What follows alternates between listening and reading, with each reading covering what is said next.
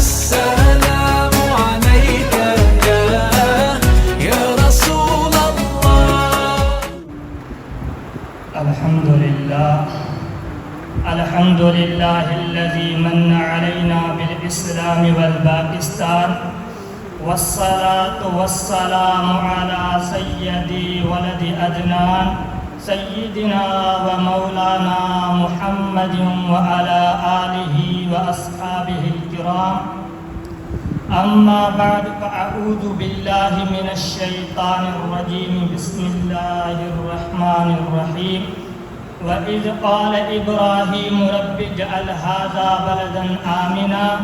صدق الله العظيم.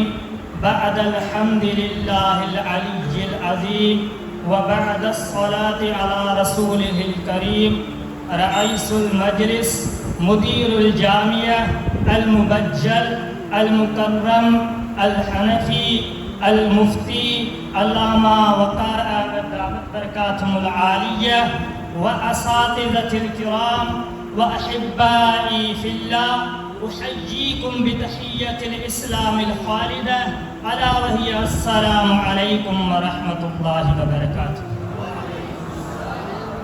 أيها الجمع الكريم، اليوم اجتمعنا لنحتفل بيوم استقلال وطن الحبيب الباكستان، وهذه المناسبة العزيمة تجدد في قلوبنا حب الوطن. إن الوطن هو مكاننا الأصلي، المكان الذي ننتمي إليه ونشعر بالانتماء إليه الفخر.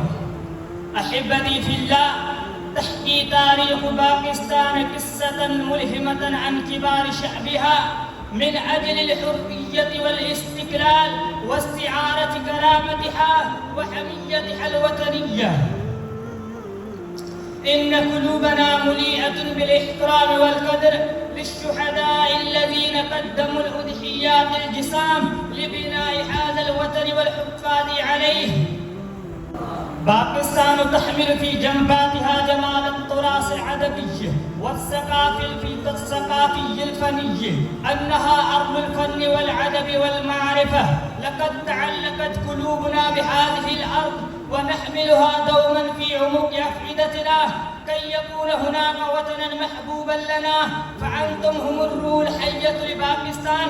إن الوقوف معا وتعزيز بالمحبة والتعاون بيننا تساعد في القوة والوحدة والاستحكام. أحبتي في الله، دعونا نحتفل بيوم استقلال باكستان بتجديد العهد بالعمل المشترك لبناء وطننا والتعزيز بالقيم الشعبة والاحترام والعدالة الاجتماعية. دعونا ندعو الباكستان في قلوبنا كنموذج للتفاني والإصرار لبناء مستقبل أفضل لأجيال قادمة. نتعاون معا لبناء مستقبل الباكستان مشرق، فنحن شعب واحد يجمعنا هدف واحد لتحقيق التقدم والازدهار. في يوم استقلال باكستان نجدد العهد بالتعزيز لروح المحبة والوحدة، ونعمل جنبا إلى جنب لتجاوز التحديات وبناء مستجمع يعتمد على العدل والمساواة. ندعو الوطن في قلوبنا دوما ونعمل بكل جهد للحفاظ عليه وتعزيز الأفراه والانفتاح لتقوية الانتظام بين أفراد المجتمع. إخواني المستمعون، نحتفل بيوم استقلال باكستان ونتعهد بالعمل معا من أجل التقدم والوحدة والازدهار لوطننا العزيز. وأخيرا أريد أن أمتع أسماءكم بأشعار جميلة للعلامة دكتور محمد إقبال رحمه الله. العرب لنا والعجم لنا، العز لنا والكرم لنا، أضحى الإسلام لنا دينا وجميع الكون لنا وطنا. توحيد الله لنا نورا، أعددنا الروح له سكنا. الكون يزول ولا تمحى، في الدهر سحائف سودنا. بنيت في الأرض معاهدنا، البيت الأول كعبتنا. هو أول بيت تحفظه بحياة الروح ويحفظنا. في ظل السيف تربينا وبنينا العز لدولتنا.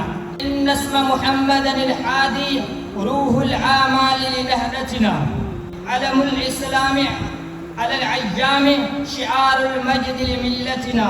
السلام عليكم ورحمة الله وبركاته.